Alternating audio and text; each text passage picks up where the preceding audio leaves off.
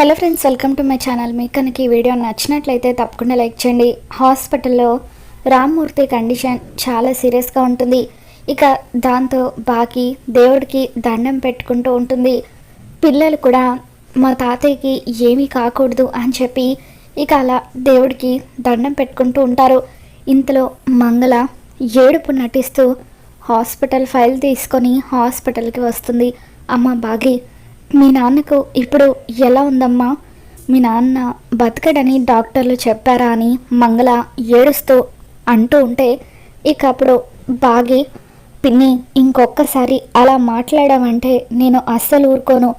నాన్నకు ఏం కాదని చెప్పాను కదా, హాస్పిటల్ ఫైల్ తీసుకొచ్చావా అని చెప్పి మంగళ చేతుల నుండి ఆ ఫైల్ లాక్కొని డాక్టర్ దగ్గరికి వెళ్తుంది. ఇక డాక్టర్ దగ్గరికి వెళ్ళిన తర్వాత డాక్టర్ గతంలో రామ్మూర్తికి ఉన్న హెల్త్ ఇష్యూస్ అన్నీ కూడా ఆ హాస్పిటల్ ఫైల్లో చెక్ చేస్తూ ఉంటారు.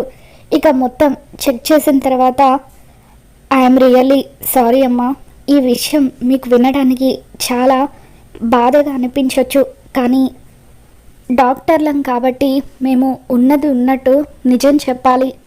గతంలో మీ నాన్నకు లంగ్స్ ప్రాబ్లం ఉంది కదా, ఆపరేషన్ జరిగిన తర్వాత అది సెట్ అయిందని మీరంతా అనుకుంటున్నారు. కానీ ఇప్పుడు ఈ ఫుడ్ పాయిజన్ వల్ల లంగ్స్ మళ్ళీ ఎఫెక్ట్ అయ్యాయి. ఆపరేషన్ చేయకపోతే ఆయన బతకడం కష్టమని చెప్పి డాక్టర్ చెబుతూ ఉంటారు. ఇక దాంతో బాగి ఎంతగానో ఏడుస్తూ, ప్లీజ్ డాక్టర్, దయచేసి అలా అనకండి, మా నాన్న బతకాలి అని చెప్పి అంటూ ఉంటుంది.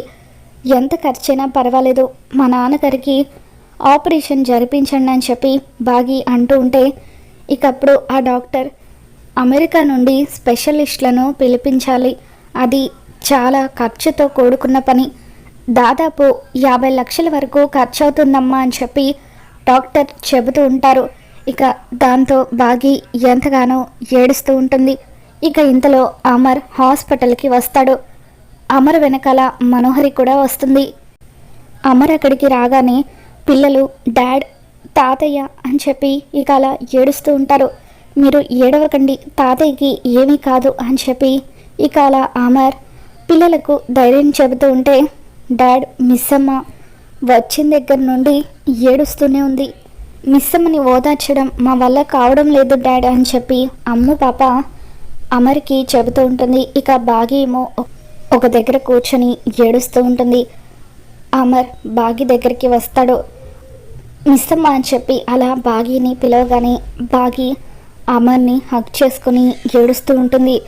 నాన్న బతకరని డాక్టర్లు అంటున్నారు, నాకు చాలా భయంగా ఉందండి అని చెప్పి ఇక అలా బాగి అమర్ని హక్ చేసుకుని ఏడుస్తూ ఉంటే, అమర్ నువ్వేం కంగారు పడకు మిస్సమ్మ, నేనున్నాను కదా, మీ నాన్నకు ఏమీ అవ్వదు అని చెప్పి అలా ధైర్యం చెబుతూ ఉంటాడు. వాళ్ళిద్దరూ అలా దగ్గరగా ఉండడం చూసి మనోహరి ఎంతగానో కుళ్ళుకుంటూ ఉంటుంది. ఇదే సందనుకొని ఇది అమర్కి దగ్గరైపోతుంది. ఈ ముసలోడు పైకి పోతే పీడ విరగడవుతుంది. ఇక అప్పుడు దీనికి ఎవరి అండా ఉండదు కాబట్టి దీని ఇంట్లో నుండి ఈజీగా గెంటేయొచ్చు అని చెప్పి ఇక అలా మనోహరి అనుకుంటూ ఉంటుంది.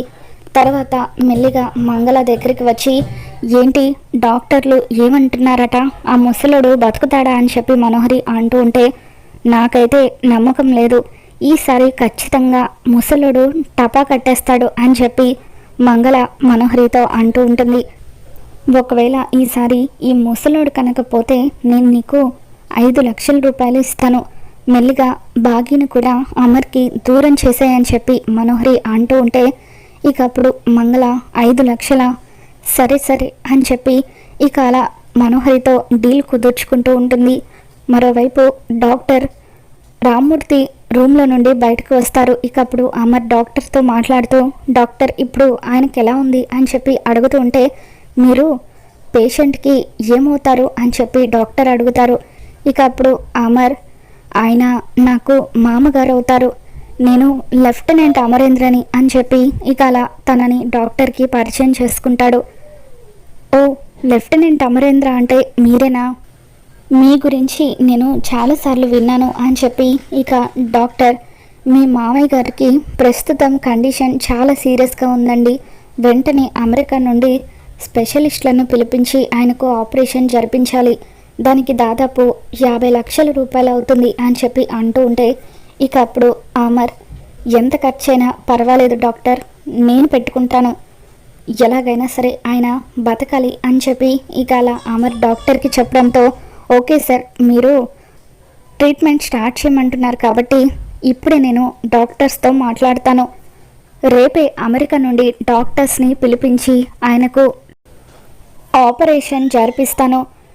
ఆపరేషన్ తర్వాత కొద్ది రోజులు కొన్ని కాస్ట్లీ మందులు వాడాల్సి ఉంటుంది, అప్పుడే ఆయన లంగ్స్కి ఎటువంటి డ్యామేజ్ జరగదు అని చెప్పి డాక్టర్ చెప్పడంతో, అదంతా నేను చూసుకుంటాను సార్ అని చెప్పి అమర్ అంటూ ఉంటాడు.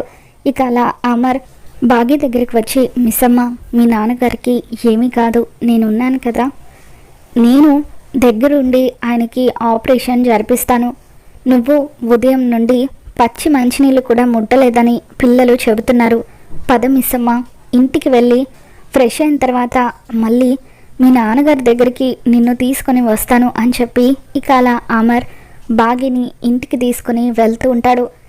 మనోహరికి కారులో ప్లేస్ లేకపోవడంతో, మనోహరి నువ్వు ఆటోలో ఇంటికి వచ్చాయి, నేను మిస్ అమ్మని పిల్లల్ని తీసుకొని ఇంటికి వెళ్తాను అని చెప్పి ఇక అలా అమర్ పిల్లల్ని బాగిని తీసుకొని ఇంటికి వెళ్తూ ఉంటాడు. ఇక దాంతో మనోహరికి మరింత ఒళ్ళు మండిపోతూ ఉంటుంది.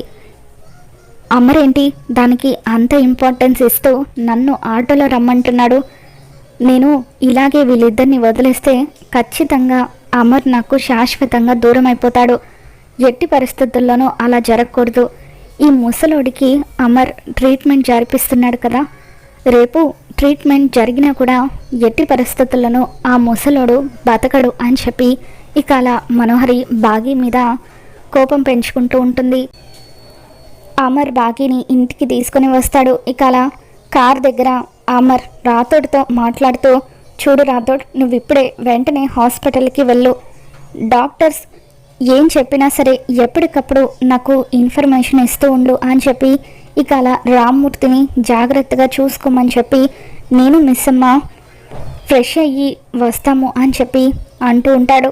ఇక అలా రామ్మూర్తి పట్ల అమర్ తీసుకున్న బాధ్యతను చూసి బాగి చాలా సంతోషపడిపోతుంది. ఇక అలా అమర్ వైపు ప్రేమగా చూస్తూ ఉంటే గుప్తా ఆరుని పిలిచి, చూసావా బాలిక, ఆ బాలిక నీ పతిదేవుణ్ణి ఎలా వీక్షిస్తుందో అని చెప్పి అంటూ ఉంటే, ఏంటి గుప్తా గారు, బాగి ఎందుకు మా ఆయన వైపు అలా చూస్తుంది అని చెప్పి ఆరు అంటూ ఉంటుంది. మీ ఆయన ఆ బాలిక తండ్రికి బాగోలేదు కదా, అందుకే అతిపెద్ద సహాయం చేస్తున్నాడు, మరి అంత పెద్ద సహాయం చేస్తున్నాడు కాబట్టి మరి ఆ బాలిక మీ ఆయన్ని ప్రేమించకుండా ఉంటుందా, అందుకే మీ ఆయన్ని ప్రేమించడం మొదలుపెట్టింది, ఇప్పుడు వాళ్ళిద్దరి బంధం మరింత బలపడబోతుంది అని చెప్పి గుప్తా అంటూ ఉంటే ఇకప్పుడు ఆరు, అంటే గుప్తా గారు ఇప్పుడు బాగి మా ఆయన్ని ప్రేమిస్తుందా అని చెప్పి అంటూ ఉంటుంది. అవును బాలిక అని చెప్పి గుప్తా అంటూ ఉంటాడు. దాంతో ఆరు ఎంతగానో కుళ్ళుకుంటూ ఉంటుంది. లేదు గుప్తా గారు, అలా జరగడానికి వీల్లేదు అని చెప్పి ఆరు అంటూ ఉంటే, జరిగేది నువ్వు వీక్షించడం తప్ప ఏమీ చేయలేవు బాలిక అని చెప్పి గుప్తా అంటూ ఉంటాడు. ఇక పిల్లల్ని ఫ్రెష్ అవ్వమని చెప్పి అమర్ వాళ్ళ గదుల్లోకి పంపిస్తాడు. తర్వాత రామిసమ్మ అంటూ అమర్ బాగిని గదిలోకి తీసుకుని వెళ్తూ ఉంటాడు. ఇక అమర్ వాళ్ళ అమ్మ నాన్న కూడా రామ్మూర్తికి ఇలా జరిగిందని తెలిసి చాలా బాధపడుతూ ఉంటారు. బావగారు ఎంతో మంచివారు, ఆయనకి తప్పకుండా మంచి జరుగుతుంది అని చెప్పి అమర్ వాళ్ళ నాన్నగారు బాగీకి ధైర్యం చెబుతూ ఉంటారు. నువ్వు వెళ్ళి ఫ్రెష్ రా మిస్సమ్మ అని చెప్పి అంటూ ఉంటే ఇక బాగి బెడ్రూమ్లోకి వస్తుంది. ఇక వచ్చిన తర్వాత అమర్కి చాలా థ్యాంక్స్ అండి, మా నాన్నగారి గురించి ఇంతలా ఆలోచించి కేర్ తీసుకుంటున్నారు అని చెప్పి అంటూ ఉంటే, అయ్యో మిస్సమ్మ, నువ్వు నేను తాళి కట్టిన నా భార్యవి, అంటే నా బాధ్యతవి, మరి నీకేదైనా కష్టం వస్తే తీర్చాల్సిన బాధ్యత నా మీద ఉంటుంది కదా, అందుకే ఇదంతా నా బాధ్యతగా చేస్తున్నాను అని చెప్పి నువ్వు దానికి థ్యాంక్స్ చెప్పాల్సిన అవసరం లేదని చెప్పి అమర్ అంటూ ఉంటాడు. ఇక అలా బాగిని అమర్ పూర్తిగా భార్యగా అంగీకరించడంతో బాగి చాలా సంతోషపడిపోతూ ఉంటుంది. త్వరగా ఫ్రెష్ అయ్యరా మిస్సమ్మ, చెప్పాను కదా మీ నాన్నగారి గురించి నువ్వు ఇంకా ఏమీ ఆలోచించాల్సిన అవసరం లేదు, రేపే ఆయనకి ఆపరేషన్, నువ్వు నిశ్చింతగా ఉండు అని చెప్పి ఇక అలా అమర్ బాగీకి ధైర్యం చెబుతూ ఉంటాడు. ఆ తర్వాత అమర్ బాగీ తీసుకుని హాస్పిటల్కి వస్తాడు. ఇక హాస్పిటల్లో రామ్మూర్తిని రాథోడ్ జాగ్రత్తగా చూసుకుంటూ ఉంటాడు. అమర్కి ఫోన్ రావడంతో ఫోన్ మాట్లాడడం కోసం అని చెప్పి పక్కకు వెళ్తాడు. ఇక అప్పుడు రాథోడ్ బాగీతో, మిస్ అమ్మ, ఇదంతా మనోహరి పనేమోనని నాకు అనిపిస్తుందని చెప్పి అంటూ ఉంటే, అవును రాథోడ్, ఖచ్చితంగా ఇది మనోహరి పనే, కానీ ఆయనకి ఈ విషయం చెబుదామంటే సరైన సాక్ష్యాలు లేకుండా చెప్పినా కూడా ఆయన నమ్మరు. మనోహరి ఈరోజు నీకు ఒక ట్విస్ట్ ఇవ్వబోతున్నానని నాకు ఛాలెంజ్ చేసింది. ఖచ్చితంగా ఆ ట్విస్ట్ ఇదే అయ్యుంటుంది. రాను రాను మనోహరి మరీ రాక్షసిలాగా ప్రవర్తిస్తుంది. చివరకు పిల్లల ప్రాణాలు తీయడానికి కూడా వెనకాడడం లేదు. మనోహరి ఈ పని చేసిందని తెలియగానే తనని చంపేయాలన్నంత కోపం వచ్చింది రాథోడ్. కానీ తనను చంపేస్తే ఆయన దృష్టిలో నేను ఒక అమాయకురాల్ని చంపేసినట్టు అవుతుంది. అందుకే ఆ మనోహరి కుట్రలన్నీ కూడా సాక్ష్యాలతో ఆయన ముందు బయట పెట్టాలి. సరైన సాక్ష్యాల కోసమే నేను కూడా ఎదురు చూస్తున్నాను అని చెప్పి బాగి రాథోడ్తో అంటూ ఉంటుంది. ఇక ఆ తర్వాత రోజు ఉదయాన్నే నీల ఇంట్లో లేకపోవడంతో బాగి ఇల్లంతా కూడా క్లీన్ చేస్తూ ఉంటుంది. మనోహరి తన గదిలో లేని టైంలో బాగి తన గదిని క్లీన్ చేస్తూ ఉంటుంది.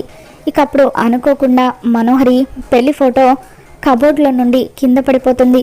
ఇదేంటి, ఏదో ఫోటోలాగా ఉంది అని చెప్పి బాగి ఆ పెళ్లి ఫోటోని చూసి ఒక్కసారిగా షాక్ అవుతూ ఉంటుంది. ఇదేంటి, ఇతను ఆ రోజు పార్టీలో గన్ ఫైర్ చేసిన అతను కదా, ఇతన్నే కదా పోలీసులు అరెస్ట్ చేసింది. మరి ఇతని పక్కన మనోహరి ఉందేంటి అంటే మనోహరికి గతంలో పెళ్ళైందన్న విషయం నిజమే అన్నమాట. ఇతను మనోహరి భర్తన. మనోహరి మీద ఇతను ఇంత కక్ష పెంచుకున్నాడంటే ఖచ్చితంగా మనోహరి ఇతన్ని ఏదో చేసుంటుంది. పోలీస్ స్టేషన్కి వెళ్ళి ఇతన్ని కలిస్తే అప్పుడు అన్ని వివరాలు తెలుస్తాయి. అప్పుడు సాక్ష్యాలతో సహా మనోహరి నిజస్వరూపాన్ని ఆయన ముందు బయట పెట్టచ్చు అని చెప్పి ఇక వెంటనే ఆ పెళ్లి ఫోటోని తీసుకుని బాగి రాథోడ్కి ఫోన్ చేస్తుంది. ఇక రాథోడ్కి ఆ పెళ్లి ఫోటో చూపించడంతో రాథోడ్ కూడా ఒక్కసారిగా షాక్ అవుతూ ఉంటాడు. చూడు రాథోడ్, మనోహరి గురించి సాక్ష్యాల కోసమే కదా మనం ఇన్ని రోజులు ఎదురు చూసింది. మనకిప్పుడు కరెక్ట్ సాక్ష్యాలు దొరికాయి. వెంటనే మనం ఒకసారి పోలీస్ స్టేషన్కి వెళ్ళి రణవీర్ని కలవాలి. అప్పుడు మనకి మనోహరి నిజస్వరూపం అంతా కూడా బయటపడుతుంది. అప్పుడు ఆయనకి మనం అన్ని విషయాలు చెప్పొచ్చు అని బాగి అంటూ ఉంటే ఇక సరేనని చెప్పి రాథోడ్ బాగి ఇద్దరూ కలిసి రణవీర్ని కలవడం కోసం అని చెప్పి పోలీస్ స్టేషన్కి వెళ్తారు. ఇక అప్పుడు రణవీర్ చెప్పిన విషయాలు విని బాగి రాథోడ్ ఇద్దరు కూడా ఒక్కసారిగా షాక్ అవుతూ ఉంటారు. మనోహరికి తనకి 5 సంవత్సరాల క్రితమే పెళ్లి జరిగిందని, మనోహరికి తనకు ఒక కొడుకు కూడా ఉన్నాడని తెలిసి బాగి రాథోడ్ ఇద్దరు ఒక్కసారిగా షాక్ అవుతూ ఉంటారు. మరి ఈ వీడియో మీకు నచ్చినట్లయితే తప్పకుండా లైక్ చేయండి.